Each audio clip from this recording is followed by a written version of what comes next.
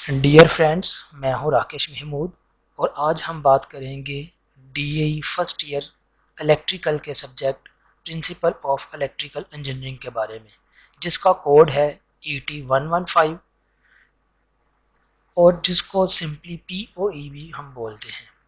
तो सबसे पहले इसके पेपर पैटर्न की बात करते हैं। तो एसी मशीन के दो पेपर होंगे, पेपर ए और पेपर बी। पेपर ए जो है वो भी 75 नंबर का होगा और पेपर बी जो है वो भी 75 नंबर का होगा और 100 नंबर जो हैं वो इसके प्रैक्टिकल के होंगे। तो पेपर ए भी 75 नंबर का है, पेपर बी भी 75 नंबर का है और जो प्रैक्टिकल है वो 100 नंबर का है। तो इस तरह कुल मिलाकर इस सब्जेक्ट के जो कुल नंबर हुए वो 250 हुए। तो हम बात करते हैं कि इसका पेपर पैटर्न किस तर्ज का होगा, किस तरह के इसमें जो है वो क्वेश्चंस आएंगे। तो ये मैं आपको बताता चलूँ कि जिस पैटर्न का पेपर ए होगा उसी पैटर्न का पेपर बी होगा, दोनों के पैटर्न में कोई फ़र्क नहीं होगा। तो देखते हैं कि किस पैटर्न के साथ क्वेश्चंस आएंगे।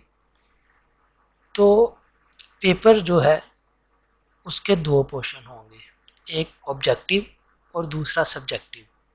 ऑब्जेक्टिव के अंदर 15 नंबर के MCQs दिए जाएंगे और हर MCQ जो है वो 1 नंबर का होगा, इसलिए उसमें 15 MCQs दिए जाएंगे। तो क्योंकि हर एक MCQ जो है क्योंकि 1 नंबर का है, इसलिए ऑब्जेक्टिव के कुल नंबर जो हैं वो 15 होंगे। जबकि सब्जेक्टिव जो है वो भी दो पार्ट्स के अंदर डिवाइड होगा। उसका जो पहला पार्ट होगा वो शॉर्ट क्वेश्चन का होगा और शॉर्ट क्वेश्चन जो है वो 25 आएंगे, जिसमें से 18 जो है वो अटेम्प्ट करने होंगे और हर एक जो शॉर्ट क्वेश्चन है वो 2 नंबर का होगा। तो क्योंकि हर एक शॉर्ट क्वेश्चन जो है वो 2 नंबर का है और 18 अटेम्प्ट करने होंगे, तो इसलिए शॉर्ट क्वेश्चंस के जो कुल नंबर होंगे वो 36 होंगे। और इसी तरह जो लॉन्ग क्वेश्चन होंगे वो 5 आएंगे, जिसमें से 3 अटेम्प्ट करने होंगे और हर एक लॉन्ग क्वेश्चन जो है वो 8 नंबर का होगा। तो क्योंकि 3 अटेम्प्ट करने होंगे तो इसलिए लॉन्ग क्वेश्चंस के कुल नंबर जो हैं वो 24 होंगे। इसमें मैं आपको ये भी बताता चलूँ कि जो लॉन्ग क्वेश्चन है उसके वो दो पार्ट भी बना सकता है, उसको वो दो जुज़ों में बांट सकता है, ए जुज़ और बी जुज़। ए जुज़ में कोई फार्मूला प्रूव करने के लिए या कोई इक्वेशन बनाने के लिए कह सकता है या कोई न्यूमेरिकल डाल सकता है, जबकि पेपर बी जो है वो कोई थ्योरी का हिस्सा बना सकता है। तो इस बात को जहन में रखिएगा कि जो लॉन्ग क्वेश्चन है उसके ए और बी पार्ट भी हो सकते हैं और वो एक पार्ट पर भी मुश्तमिल हो सकता है। तो पेपर ए और पेपर बी दोनों जो हैं वो 75 नंबर के होंगे। दोबारा मैं बताता चलूँ, 15 नंबर का ऑब्जेक्टिव जिसमें 15 नंबर के 15 MCQs आएंगे, जबकि सब्जेक्टिव जो है वो 60 नंबर का होगा, जिसमें से 36 नंबर के 18 शॉर्ट क्वेश्चंस होंगे और जो लॉन्ग क्वेश्चन है वो 24 नंबर का होंगे, जो कि 3 क्वेश्चंस पर मुश्तमिल होंगे। तो इस तरह टोटल जो है वो 75 नंबर का पेपर ए और 75 नंबर का ही पेपर बी होगा। मज़ीद हम इसके बारे में देखते हैं कि जो प्रैक्टिकल के नंबर हैं वो किस तरह से कैटेगराइज हुए हैं। तो सबसे पहले हम बात करते हैं, जो प्रैक्टिकल के टोटल मार्क्स हैं वो 100 हैं, जिसमें से जो लैब वर्क है उसके 40 मार्क्स होंगे और सेशनल मार्क्स जो हैं वो 60 होंगे। तो इस तरह लैब वर्क 40 और सेशनल मार्क्स 60, तो कुल मिला के टोटल नंबर जो हैं इसके 100 हुए। तो इस तरह से 250 नंबर का सब्जेक्ट जो है वो आपका ये बनेगा। 75 नंबर का ए पेपर, 75 नंबर का बी पेपर और 100 नंबर के इसका प्रैक्टिकल होगा। इस तरह 250 मार्क्स का ये सब्जेक्ट होगा। इसके साथ साथ हम इसकी कोर्स आउटलाइन को भी डिस्कस करते चलते हैं कि इसकी कोर्स आउटलाइन में क्या है। तो जैसा कि नाम से ज़ाहिर है, प्रिंसिपल ऑफ इलेक्ट्रिकल इंजीनियरिंग के जो इलेक्ट्रिक करंट है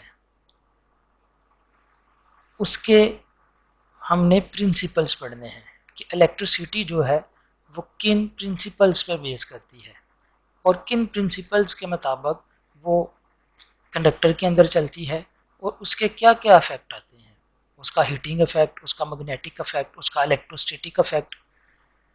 तो जो पेपर ए है वो 6 चैप्टर्स पर मुश्तमिल है और पेपर ए में हम डीसी करंट के बारे में पढ़ेंगे कि डीसी करंट की क्या थ्योरी है, वो किस तरह से कंडक्टर के अंदर बहती है, उसको कैलकुलेट करने का क्या तरीक़ाकार है, जिसके अंदर हम मुख्तलिफ चीज़ें पढ़ेंगे उसकी डिटेल को समझने के लिए। Law of resistance, temperature coefficient, Ohm's law, resistance क्या होती है, इंसुलेटर क्या होता है। उसके बाद मुख्तलिफ नेटवर्क थ्योरम्स होंगे जिसके अंदर Kirchhoff current law, Kirchhoff voltage law, उसके बाद सुपरपोजिशन लॉ और इनसे रिलेटेड जो हैं वो कैलकुलेशंस होंगी। इस तरह वर्क, पावर एंड एनर्जी के चैप्टर में हम जॉल्स लॉ पढ़ेंगे, थर्मल एफिशिएंसी पढ़ेंगे, बिलिंग से रिलेटेड कैलकुलेशंस हम पढ़ेंगे। उसके बाद करंट का मैग्नेटिक इफेक्ट पढ़ेंगे, करंट का इलेक्ट्रोस्टैटिक इफेक्ट पढ़ेंगे। इसी तरह जो पेपर बी है वो एसी फंडामेंटल्स पर मुश्तमिल होगा कि बेसिकली हम पढ़ेंगे कि एसी करंट और डीसी करंट में क्या फ़र्क है, एसी करंट के क्या प्रिंसिपल्स हैं, इनका सर्किट्स के अंदर क्या इफेक्ट है।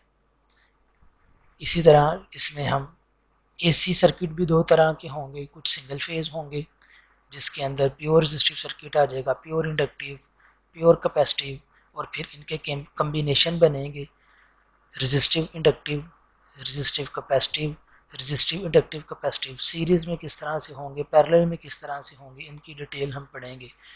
और उसके बाद जो एंड वाला चैप्टर है वो होगा पॉलीफेज़ का, कि अगर इलेक्ट्रिकल सप्लाई जो है उसको हम एक फेज़ की बजाय जो है उससे ज़्यादा फेज़ पैदा करें, 2 फेज़ या 3 फेज़, तो उसका हमें क्या फ़ायदा होगा और उसके क्या प्रिंसिपल्स होंगे, उसको हम कैसे कैलकुलेट कर सकते हैं। तो इन तमाम चीज़ों को हम इस पूरे कोर्स आउटलाइन में डिस्कस करेंगे और ये तमाम प्रिंसिपल्स पढ़ने के बाद जो है इंसान इस काबिल होता है कि वो मज़ीद इलेक्ट्रिकल की जो मुख्तलिफ ब्रांचेज़ हैं, जो कि इंस्ट्रूमेंट की ब्रांच है, machines, DC machines, AC machines की ब्रांच है, और दीगर जो इसकी ब्रांचेज़ हैं उसको अच्छे तरीके से बेहतर तौर पर जो है वो स्टडी करने वाला बन सके। तो आज के लिए इतना ही।